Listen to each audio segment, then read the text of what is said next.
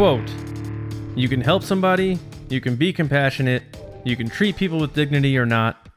One way, you're going to become a hero, or the other way, you're part of the problem." End quote. George Lucas. Welcome back to the Resistance Broadcast. My name is John Hoey. Thank you so much for joining us today and being a part of the Resistance. We have a great show today. We are going to talk about maybe kind of people who were casted in Star Wars Episode 9, but not confirmed yet.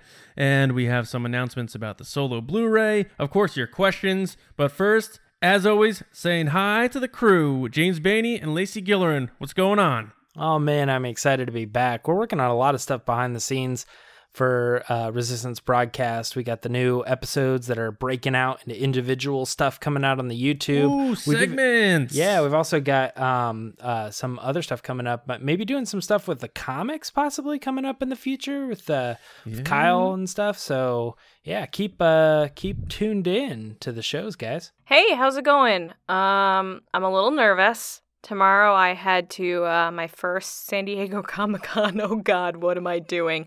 Baby's first Comic-Con. I'm very excited, a little nervous, lots of Star Wars stuff. I can't wait to tell you guys about it. All right, so a lot of exciting stuff going on. Obviously, like James said about the YouTube channel, different segments having their own episodes, so easy access for you guys. Also, some stuff coming up with comic reviews with Kyle Larson as a part of Star Wars News Net's review team. And like Lacey said, she is airborne tomorrow, heading to San Diego for her first San Diego Comic-Con. But don't let her fool you. She plans these types of events, and she runs these types of events, and she's going to be a big shot when she gets there. So don't let her try to... Baby's first Comic-Con. Yeah. Don't let her try to bait sympathy from you guys. She's going to be having a lot more fun than all of us. Senior con person. Yeah. She's been involved in cons for a long time. She's conning us right now by pretending that she's nervous. So it's Baby's first. San Diego Comic-Con con. We got some poll results here, guys. Now, using our answers from last Monday's episode, we asked, what is your favorite John Williams track from the sequel trilogy? And my answer was the Jedi Steps. James said Kylo Ren's theme, and Lacey said Rey's theme. And 23% of you said Kylo Ren's. 29% said the Jedi Steps. So you guys were correct. And then 48%, a whopping winning vote, was Rey's theme. So everyone really loved Rey's theme. So they agree with you there, Lacey. Hell yeah, they do. What? I wouldn't say I was surprised by this, because Kylo Ren's theme doesn't really have a long track, and it doesn't have, moments. It's more of like notes. Yeah, I didn't know you were going to put that up as a poll, but as soon as you did, I was like, oh, I lose. Because Kylo Ren's theme is like, it's not a thing. It's an idea that gets brought into stuff. It's not. Right. It doesn't it's like have the League its of own Shadows song, in Batman. But the question was, what was your favorite track, James? So you answered wasn't. wrong. It Boom, actually wasn't. Roasted. It wasn't. Just but kidding, either James. way, I just figured I'd throw it out there and see what people thought. Dun, dun, dun, dun, dun, dun, dun, This isn't surprising, though, because, Rey's theme, a lot of people fell for, and Jedi Steps is just pretty much one moment. Yeah, more Rey's than theme is the characters. introduction of the new main character, so it's a big deal. Yeah. Although I consider the Jedi Steps a part of Rey's theme, too, because it followed considered- her into The Last Jedi, too. Yeah, I guess, but I consider Jedi Steps to be like the wild card, like the Blackjack song that nobody would have expected to be a big hit, whereas Rey's theme is, the theme for the main character of the movie. It seems a little more understandable. Well, our best comment, and I'm surprised none of us said this, but White Wolf at BMS said, March of the Resistance is another great contender. And that's funny because obviously our theme song is a kind of a tribute to that. Yeah. I also think it's You probably didn't finish Behemoth. the end of his sentence. Oh, Behemoth. What'd I say? Yeah. Behemoth? He also says, quote, but I gotta go with Rey's theme. Yeah, Boom. right. He said, Roasted. but I gotta go with Rey's theme. Yep. So thank you very much, White Wolf, and keep those comments coming, because this is what happens. You get on the show when you have the most likes, and they did. So that wraps it up for the poll results. We got to talk about a giveaway announcement, guys. We tweeted out that if we hit 2,500 followers, we'll make 2 giveaway announcements at least.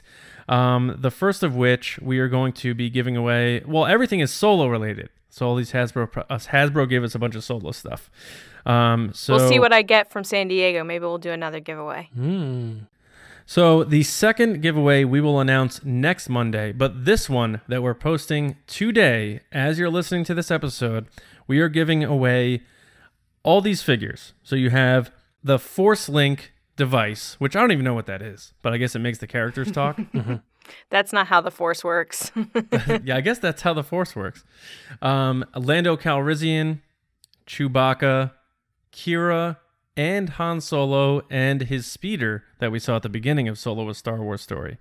All of those items can be yours if you simply retweet the post that we just posted. There probably is some kind of graphic from James that he created. And we're going to pick one of you to win it, and we'll announce it next Monday. So make sure you retweet the contest tweet, and that's it, guys. That's all you have to do to enter, and all of that stuff could possibly be yours. Not bad. Are we allowed to do it from our personal accounts? Can I retweet it and then... No. Yeah, work? I believe no. Well, anyway, go into the contest. And speaking of learning something new every day, I think it's time for the Resistance Report, James. So let's see what's going on this week in the news. It's the Resistance. Not a lot of big stories this week, just that Lando will be returning to episode 9. No big deal. What? He's so You sure it wasn't old. like he skipped a convention or something? Yeah.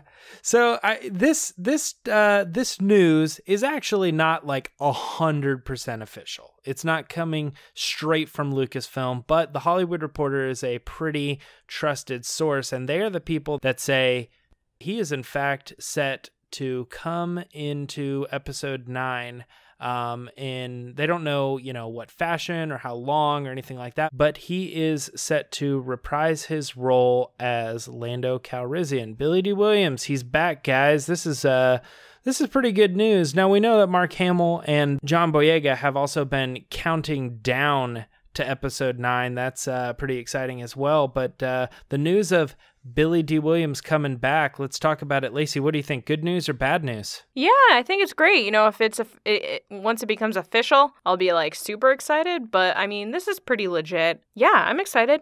We talked about this with Roka a little bit.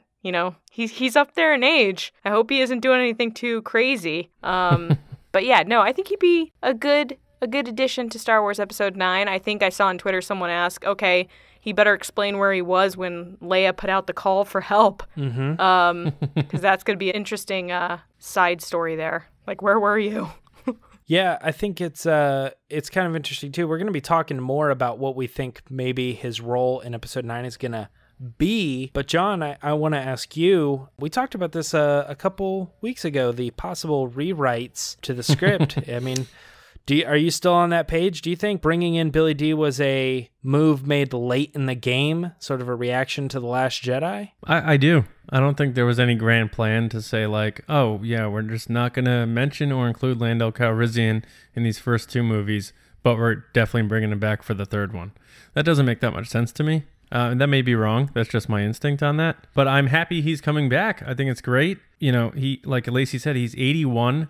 So I think fans should temper their expectations on what type of role he's going to have. You're not going to see 1980 smooth, swindling, flying around Lando Calrissian anymore. So it's going to be obviously a reserved role. I think it's going to be a small role. We're going to talk more about this on Thursday. I know that. I admit I absolutely love fan service when it's done right. And I think J.J. Abrams has a good idea of, how far to take that sort of thing. So I don't think he's going to be like bringing back old rehashed lines or anything silly like that. And he'll introduce Lando back in a good way to kind of give us one last good to see you, pal, with the salute. So yeah, I'm happy about it. But again, I think people do need to like really realize what type of Lando you're going to get in this movie. And it's going to be an 81-year-old Billy Dee Williams. So whatever you think is going to happen from that is what we're going to get. Yeah, I agree. It's hard to talk about Billy Deeâ coming back without speculating on what we think is going to be happening. That's why this story is mostly a setup for Thursday's episode. If you guys want to tune in, where we really kind of deep dive on what we think he's going to be doing in the movie.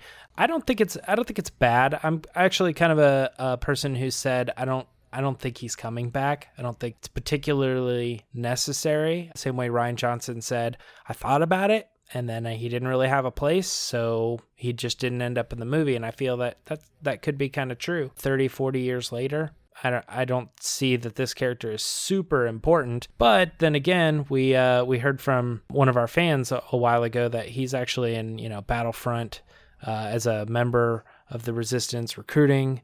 So I don't know. We'll get into that all on Thursday. I had so Lacey, you were talking about how he'd have to explain how he didn't get the signal. And I tweeted out a joke, and you're not going to find it funny because you don't find anything I say funny. But maybe people listening will find it funny. That was the funniest thing you've ever said. I tweeted out that he's going to come back and say that, my transmitter didn't get it because I trusted them to fix it. Why didn't they fix it? I trusted them to fix it. Like his signal transmitter, as a throwback to Empire when he said, I trusted them to fix it. Ba-da-ba-ba-da-ba. Lando. Okay, so that's my joke. Thanks for coming. Yeah, I always love John's speculative tweets. He always phrases them like they're fact or something. He's like, here's what happens. Episode 9. Boom. Exclusive. Episode Lando 9, walks into the room. He says this line. He walks out. And he always gets like 45 retweets or something from it. Especially if it involves Kylo Ren. Yeah. And it's not even those, because I think that's speculation based. The ones that always get me are the ones where you're like, I think Harrison Ford was a great asset to Star Wars. And that gets 150 retweets. That's not speculation. I know, may I'm have saying said those that, are the ones that I like, the ones where you speculate, but the ones where you're always like, Anthony Daniels is a charm, and we're lucky to have him. I'm always like, I dare you to find that tweet. I dare you to find that tweet, because I'm not a big Anthony Daniels fan. Anyway, we got more stories. Billy Deeâ is not the only person coming back this week. Keri Russell, who we may know from, or you may know from, the show Felicity, which was actually put on by J.J. Abrams. The Americans, which is a show on FX. Am I right? FX? Yeah. It's the show? Yeah. Well, it's over now, but it was. Yeah. Yep. I hear and see great things from the trailers and commercials of that show, and it looks awesome.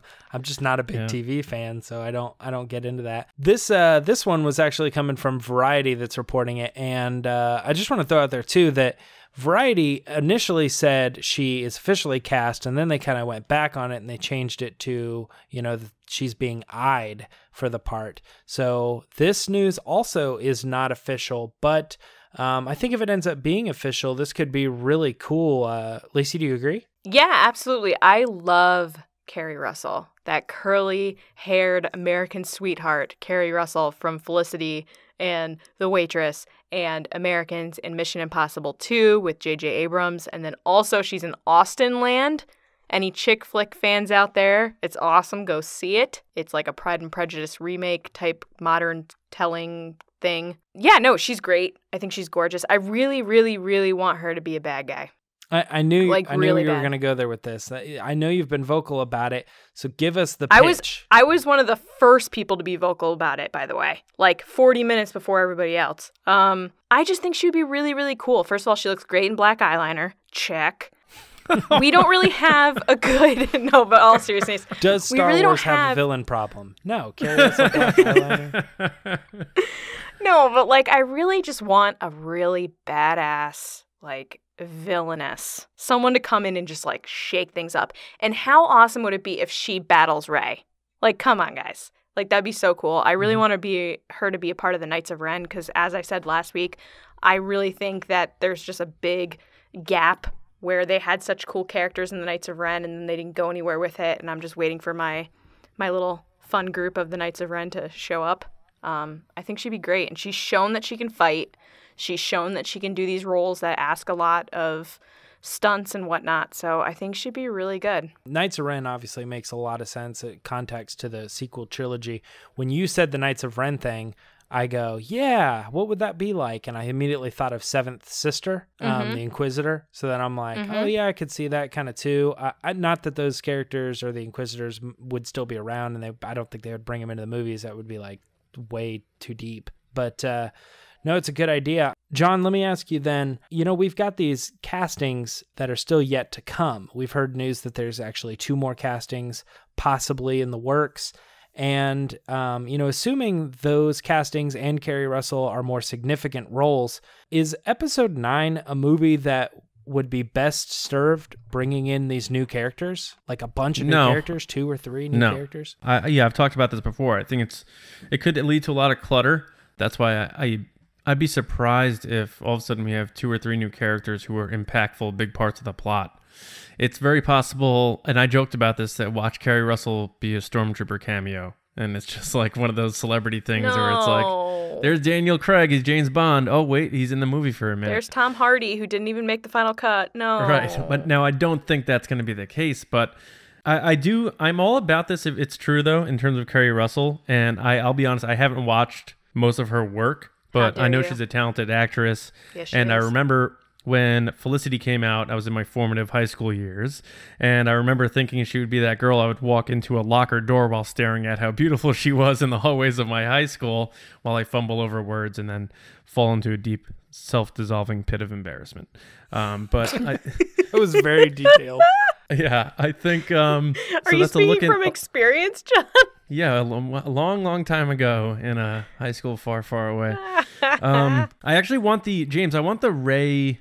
She's Rey's mom rumors to keep happening. Oh, please stop. Stop it. Just to drive Lacey crazy. Oh, my God. There's a woman. It must be Rey's mom. I'm actually gonna run a poll. Should I stop talking about her being Rey's mom or not? John, you're so hurt by a simple poll about my soft boy, Kylo Ren. I do think it's funny, though, that... Don't you think it's funny that we never learn our lesson about these things? Like, whenever a new actor or actress is coming to Star Wars, it has to be related to somebody or something. It's like Snoke. Yeah, like Holdo was related to Rey in some way. Jyn Erso is Rey's mom somehow. Like, oh my God, do you remember that? Because she was British and had brown hair. Yeah, it's just it's crazy. Kira too. Kira. 9 times out of 10, though, the reason that is, I think, why fans do it is because they want to have something to connect it to, and they want to be right about a guess. I guess it's Rey's mom, and it is Rey's mom. They're like, I called it. But do you know why I think that is, though? I think it's because there's nothing else to do. So if you're speculating, you can't just be like, I think she's going to be a new character. What else do I say? Yeah, exactly. That was the first thing I said, is that they want to connect to something that they've already seen before. So when you talk about, this was brought up like months and months ago. I remember I had like a really good example for like DJ or something. You know what I mean? It's like, what kind of a character do you think that Benicio del Toro is going to play? And it's like, I don't know. It literally could be anything. So let's just base it on him being, this character or this character or this character in disguise. It's, I don't know, it's like a different Snoke or something. Who knows? I mean, Snoke's a good example. Yeah, Snoke can't be a new character because he has to be someone that we're familiar with. That's the only thing we have base to go on. So yeah, the other thing people were saying, which I found interesting, was I believe it was in the visual dictionary from Pablo, where Snoke's description, it said that he trained other apprentices outside of Kylo Ren. Yeah, like one other. Yeah, I think it says at least one other, which is a super weird way to phrase it. Like, it seems like Pablo's setting up with, like, maybe more, but we have an idea for at least one. Maybe one. So, like, someone had brought that up online, and it was a really good point that, like, what if she's the other one? That's introducing a big can of worms to a movie that's supposed to be closing out this whole thing. It's true. Yeah, but maybe. I mean, we've talked about the fact that there isn't, if Kylo Ren isn't the villain, then you have to have another villain brought in. You know what I mean? Easy, so there's James. always that potential. Steady. Stay on target. Stay on target. I was going to say, I kind of feel like the Knights of Ren are like there as the crutch. Like, if they can't figure something out, they're just going to use the Knights of Ren however they need to use the Knights of Ren to resolve something. So I don't know. I think JJ created the Knights of Ren because in his head he said these would be really cool characters to utilize, and I'm just going to hand them off to the next person. And when Ryan didn't bite, he goes, well, dude, I'm going to incorporate those Knights of Ren like in my first draft of the script, I think. Yeah. But then again, they didn't get incorporated, and he goes, I thought it would be cool, but to bring him back now would be like, old news or whatever. Like I'll let a book writer tell that story or something, or but not in episode 9, because the purpose of episode 9 isn't to create. You know what I mean? It's to close. They haven't told any stories about them, right? So there's no comics yet. They even there's no action figures of these guys or girls or whoever. There's one very small possible reference to them. People say, "Ooh, this could be the beginnings of the Knights of Ren or whatever." But I think even that story kind of got closed as far as like that'd be a cool comic. The Knights of Ren, yeah. The Knights of Ren, yeah. Mm-hmm. But I think we need to see more about Kylo before we begin to dive into what he was doing at specific times, You're telling me. You're telling me. Dude, I can just see, if it's a few years down the road, episode 9 starting off with Kylo Ren, and he's right there with his Knights of Ren, just like fully Training. in charge, just like getting stuff done. The actual plan is to do a Transformers Last Night crossover, and it's going to have like Merlin, and he's going to be drunk, and it's going to be a bunch of Transformers with swords, and then also a bunch of like dark side users. It's going to be amazing. And Michael Bay's doing it all. Val would love that. James is like, thank you so much for attending my TED Talk. Yeah. Val would start Transformers Newsnet. Yeah, he would. All right, guys. I think that's about the big news. We got 2 non-official casting calls, but there was a lot that went on this week besides those, and I want to send it over to John to do a Scoundrels rundown.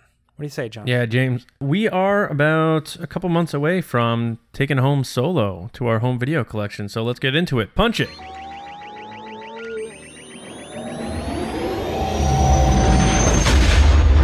So it has been reported that Solo: A Star Wars Story will be hitting your store shelves or Amazon or wherever you get these things on September 25th, Tuesday, which means James and all you digital download lovers are likely looking at September 11th as your ability to get the digital download version of the movie. So you're less than 2 months away from owning Solo. That's pretty cool. Again, this is not official, but based on track records and things that we've heard previously, we heard September for a while now. This date sounds likely, especially unless the person's that clever. It falls on a Tuesday and all media is released on Tuesdays. So we're likely looking at September 11th for your digital downloads and September 25th for your 4K and Blu-rays for Solo: A Star Wars Story. So it'll be here before we know it. My son will be here before that comes. So my God. I'm going to plop him down and make him at least hear Solo: A Star Wars Story. John, you're going to have name a him child Kylo? before you own Solo on Blu-ray. That's insanity. Yeah. Yeah. I can't even finish this rundown. I'm kidding. All right. So James Mangold, the guy who is getting a little curmudgeoned lately about what's going on with Star Wars, he tweeted telling people to stay away from gossip, responding to someone who tweeted at him saying Boba Fett movie equals worst idea ever. To this, Mangold replied, "Chill, I'm making a period car racing movie with Christian Bale and Matt Damon. No Mandalorians involved." Even though Boba Fett's not a Mandalorian. Stop reading so much gossip. So he really came at that guy. But that doesn't necessarily rule out he's doing Boba Fett in the future, but he just wanted to come out and kind of say, like, stop reading gossip and rumors and, however you want to read into that. The last story in the rundown involves Lacey a little bit here because Chewie and Porg San Diego Comic-Con Forces of Destiny exclusives. I need it. A retail price of $49.99, available at booth, Lacey, write this down, 3329 It's Comic-Con, to the left of the Lucasfilm booth, if anybody wants to know. At Comic-Con International in San Diego. Thank you. I need it. And it says, journeying to the sacred island of Ahch-To, Chewbacca meets the Porgs. This detailed Chewbacca figure is lavishly furry and makes true-to-entertainment sounds when activated, while the Porg figures feature soft flocking that makes them a delight to hold and feel. This is a weird promo. Soft flocking. Yeah, and Chewie is lavishly furry. Oh boy. The package carefully recreates the cockpit of the Millennium Falcon, making it perfect for display and is sure to delight collectors and fans alike. It includes an 11-inch Chewbacca figure, 2 Porg figures, a Porglet nest with 2 baby Porg figures, and 2 accessories, Batteries are included. Good for you guys. Way to include those batteries. How about that? The Star Wars Forces of Destiny Chewbacca and Porgs will be for sale at San Diego Comic-Con 2018. Limited quantities of this item will be available at select convention and select online retailers after the convention in the relevant market, including HasbroToyShop.com. So keep your eyes out if you want this thing. And that is pretty much it. That is the rundown for this week. Thanks for checking in. Now we're going to check in with Lacey to see what you guys have asked us in hashtag AskTheResistance. So Chewie, get us out of here. All right, guys, it's that time again for Ask the Resistance. I've been wondering, what are midichlorians? You ask your questions, and hopefully we have some good answers. So our first question comes from Kylo Ten at Fulcrumandor, and she asks, hashtag AskTheResistance, when do you think we'll get the title announcement and first teaser for episode 9? Ladies first, I think we're going to get a title announcement soon, actually. I don't remember when I said before. I can't remember. It's been a long day. My birthday. Yeah, but I think we're going to get one soon, guys. I think, we're probably going to get something once they start production, like they did with Rian Johnson, where they did that little video where it says now in production. I think we're going to get one of those, and I think we're going to get a title announcement probably sometime in the fall with a teaser in late fall, similar to The Force Awakens, and then we'll get another teaser around Celebration, which will be April. And that's what I think. It's a good answer. I actually forgot about the whole, episode 8 has started filming teaser. Yeah, they did that when they were on Skellig Michael. Michael Skellig. Michael Skellig. Skellig Michael. Michael Skellington. That island in Ireland. Nightmare Before Christmas. Okay, our next question comes from OT Nix at This Is Nix. And this person asks, do you think episode 9 is the time where we will finally get to hear Maz Kanata's story of how she obtained Luke's blue lightsaber? John, what do you think? All right, so I think this is one of those tweets of mine that James actually liked, where I do my where I do my little speculating. So I did tweet about this last week, and I said, we'll find out Lando gave Maz Luke's lightsaber after it was recovered on Cloud City. He will make a wisecrack when he finds out it has since been destroyed, something about how kids today don't take care of their things, and then it will pan to the Falcon, which is all dirty and busted up compared to the Falcon he used to love back in his younger years. So, yeah, I think we're going to find out. I don't think it's going to wind up being that big of a deal. Again, I think it's going to be this kind of thing where Lando's like, oh, Maz, blah, blah, blah. I don't think it's going to be this giant mystical story that we've kind of all built up in our heads. Shame on us for doing so. But I want to find out, so I hope we do. But, yeah, that is a good question. I kind of forgot about that aspect of the story, so maybe that's it was one of those things that was brought up. Again, that mystery box that J.J. Abrams loves where he sets up all these questions and you're like, oh my God, what's going to happen? And then the next movie you were like, none of my questions were answered. Wait, they're in purgatory? What? Anyway. Okay. Going into something like that reference. Going back to our next question, we have Adam Odell at EH Odell. And he asks, is episode 9 going to address Rey's anger and aggression? Up to this point, the story has not presented those attributes as an obstacle Rey has to overcome. Anakin and Luke both had to deal with controlling their fear and anger. Will Rey? Hashtag AskTheResistance. James, what do you think? This is the hardest question I've ever seen on Ask the Resistance, and it is almost a full discussion in itself. I don't even know how I could begin to answer this in a short segment. I called my Two friend. Sentences. We had a 20, 30-minute discussion, and we weren't even touching the surface on this.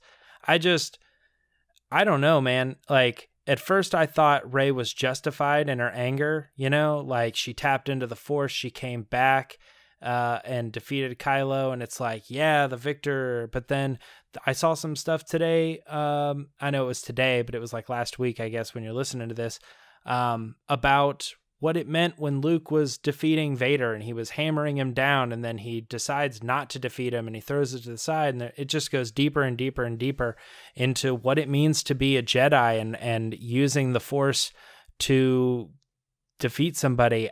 Dude, this is a deep question, and I'm glad you asked it. Isn't it defense, never attack, right? That's the quote from Yoda. And so that's the thing is like, I thought I had this idea of Rey being like, she's justified. Like Luke isn't getting up. He's not doing anything. He's being, he's retracting passive. What he, yeah. And no, he's not, I can't think of the word, but like, he's not being proactive. He's not doing anything. And that's aggravating Rey. And she's saying, you have to step up. We need to do something. And that's like a good thing. That's a positive thing that we're supposed to understand as a culture. When things aren't happening, we don't shy away from it. We're supposed to step up.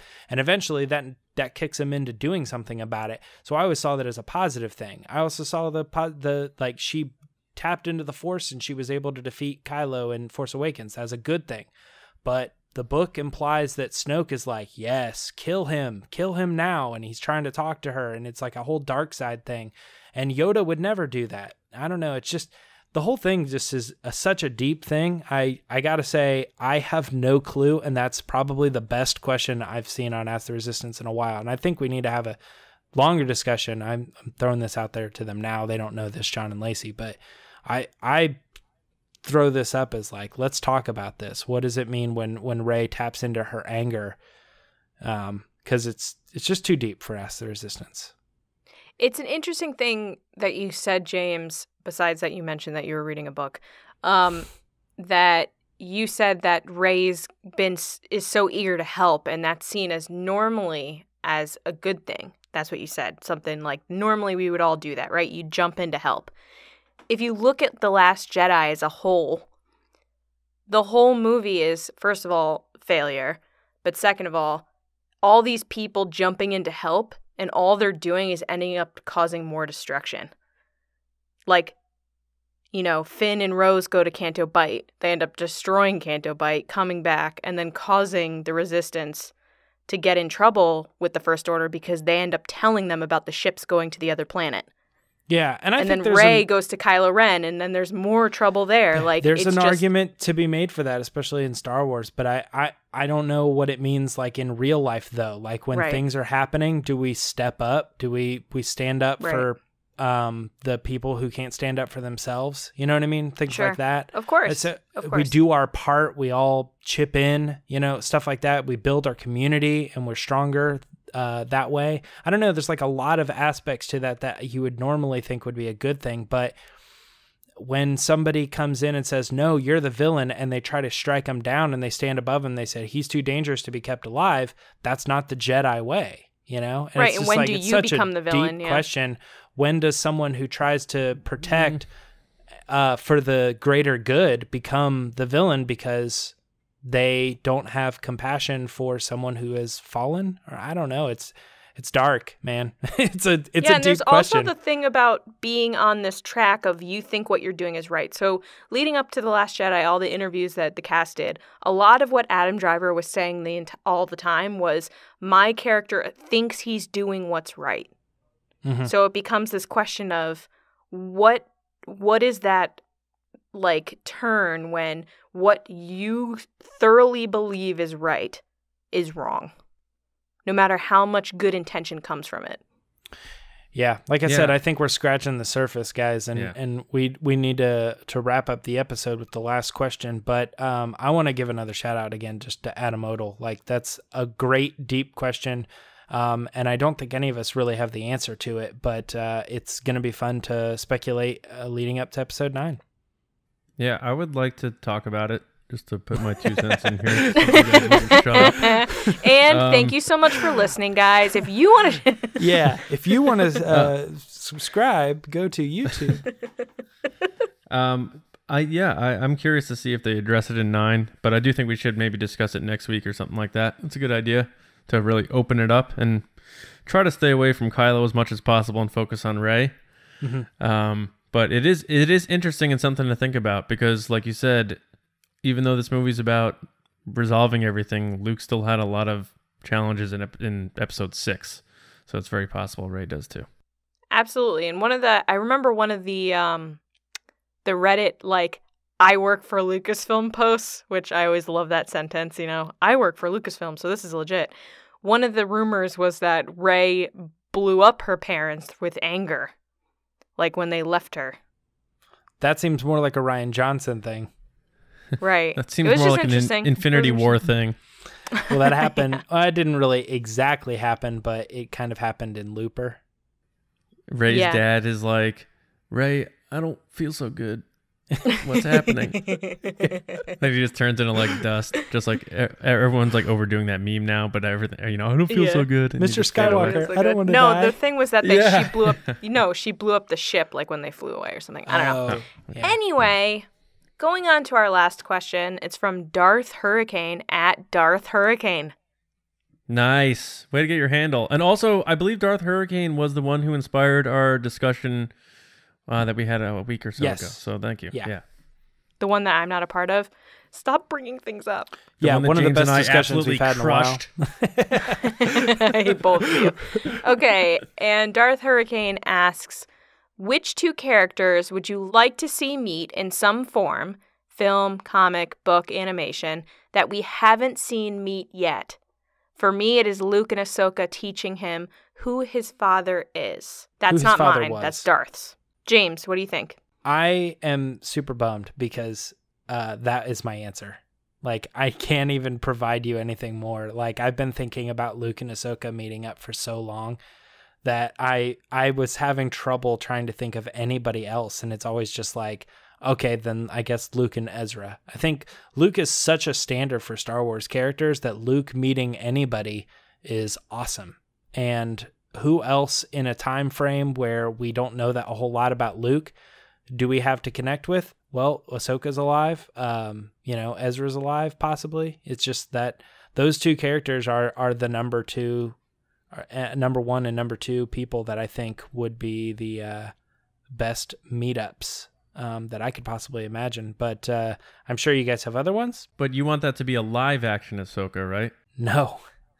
I just want to hear about their meeting up in any way, any medium, because it's all the same. John? So I tried to think of two characters that are kind of similar that could potentially cross paths. And I'm looking at maybe it's got to be a comic or something just because of ages. And I was thinking of Beckett and DJ. And I was thinking, like, what if they cross paths in a criminal world sense back in the day? Obviously, before Beckett gets killed, so you're looking at like a 10-year-old DJ or something like that. But if you've ever seen the movie Paper Moon with Tatum O'Neal, like she gets with this guy and they become con artists together, and she's like a little kid, but she's street smart, and he like takes her along and turns her into a kind of a con artist. I could see like Beckett bringing this kid along and teaching him the ways, and then DJ goes off and becomes the dirtbag that he is. Or like The Professional. Yeah, with Natalie Portman. And then like at the end of their comic series, Beckett will be like, hey, DJ, heard about a job. You want to come with me? And DJ's like, maybe. It's funny. That's kind of Kanan's story too. Is that Kanan was kind of brought up by... You love Kanan so much. I'm just saying. It's been covered. Like, he was... Yeah, but this is not Jedi, dude. This is like criminal, like dirtbag type of stuff. That's what I'm saying. That was kind of his story. He after the Jedi, after Order 66 happened, James, he kind of was brought up in a scummy way. Shut up. Lacey, what do you got? I'm going to go different from you guys. I'm going to say I really want Hux and Rey to meet. Because I really want him to say something like that he thinks is witty or snarky, and for her to just like punch him in the face. So like, you want that Hux would just to still be like the goof, the fall goof. He's not not a goof, not a goof. I'm saying like I want him to be like, we finally caught you or some shit, and then she just like punches him in the face. Okay. I would love that. But that I just want her to have her moment where like she gets. That's not goofy. She punches Hux in the face. That's not necessarily goofy. It depends how you do it. It's like... What if she hits him in the face with a pie? Yeah, see, that's what I'm saying. That's goofy. I'm saying, like, in a very tense, serious moment, she punches him in the face. Like, someone's got to get Hux back for blowing up all those planets and being, like, a scumbag. Has a Jedi ever punched someone in the face? Hand in that scene, to be honest with you. She's not a Jedi, though. Yeah, she is. This was actually brought up in our conversation with my friend earlier on the phone. Is he said he didn't think Rey was a Jedi, and I was like, dude, I don't know how to argue against it, but I mean, I don't know how you could possibly think that, considering the last lines that Luke says, and they cut to her. But he's like, I maybe guess she's not a Jedi yet. I'm thinking of it as like, I'm thinking of it as like she hasn't gone through any formal training or anything like that. And but like it depends what won't. your term of Jedi is. Yeah. James, this is a question for you from me. Ahsoka, it's like a big question of where she is right after Rebels. How is that question Lacey not how dare you? Lacey Gillerin at Lacey Gillerin writes, because I'm curious, because like I would love to see Rey get trained by Ahsoka, but I don't know the age length of Ahsoka and or if she's around or like what that. Well, for me, if I'm answering the question, Ahsoka is, the last time we've seen her is kind of like at an unknown date. I think we kind of assume that it's somewhere around like 6 years after Return of the Jedi. So that's the latest chronologically we've seen her.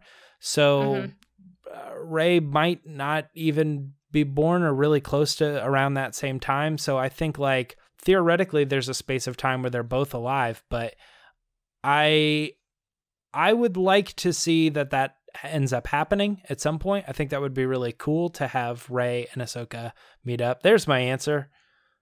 Rey and Ahsoka. What's the lifespan of a Twi'lek? Yeah, I think it's normal, but I don't think she would be like super old or anything. I mean, Darth Vader was old, dude. She was younger than Anakin Skywalker. By what, 10 years? So 10 years. So she would have been about 30 at the end of Return of the Jedi. 30. So she's like about 35. The difference between... So she's like 65 now. Kylo and Rey is the difference between Anakin and Ahsoka, age-wise. Mm-hmm. Yeah. So she'd be like in her mid-60s right now. Okay. Yeah, I mean, that's around what, Leia? She'd be Ahsoka tired. Okay, well, maybe we can talk about that another time. But thank you guys so much for your questions. We really appreciate it.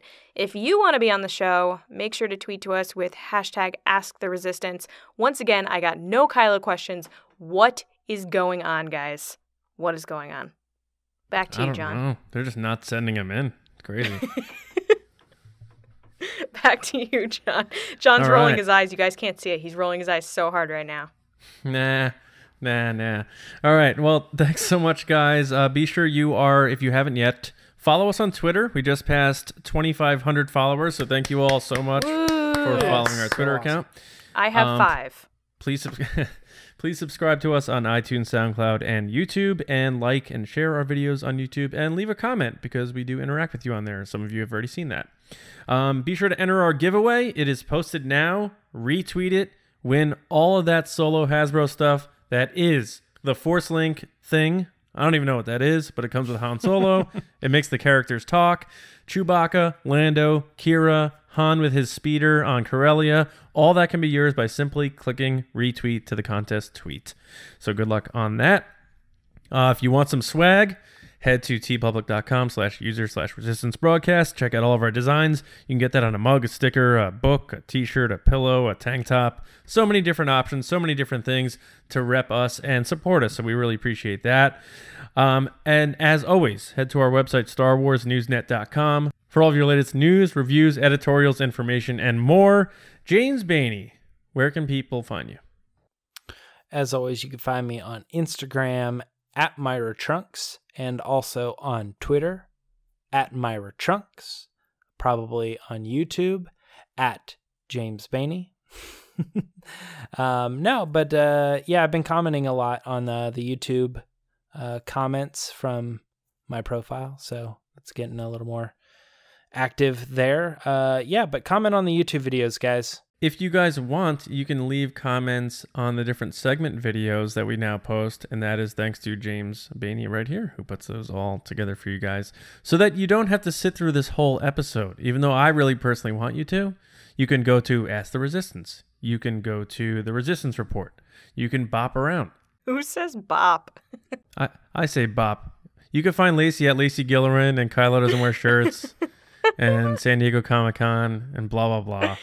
Yeah, you guys can find me at Lacey Gillerin on Twitter. I'll be live from Baby's First San Diego Comic-Con starting tomorrow, and then through the weekend, I'll be live tweeting from Star Wars Newsnet from panels. I'll be attending the Disney Lucasfilm Publishing panel as well as the Clone Wars Anniversary panel. I'll tweet some photos from the Lucasfilm booth and stuff, and maybe I'll pick up some giveaways for you guys. We'll see what I can do. But yeah, it's going to be fun. I'm really excited. All right. Have fun, Lacey. We will see you on Thursday via San Diego. So safe trip, and we'll talk to you then. Cool. You guys can find me on Twitter at Johnny Hoey and writing and editing over at StarWarsNewsNet.com every week. And we will be back here with you on Thursday, where, as James alluded to before, we're going to get into a deeper discussion about what type of role we really think Billy Dee Williams will have as Lando Calrissian in Episode 9. So be sure to tune in with us on Thursday, and we'll see you then, right here on the Resistance Broadcast.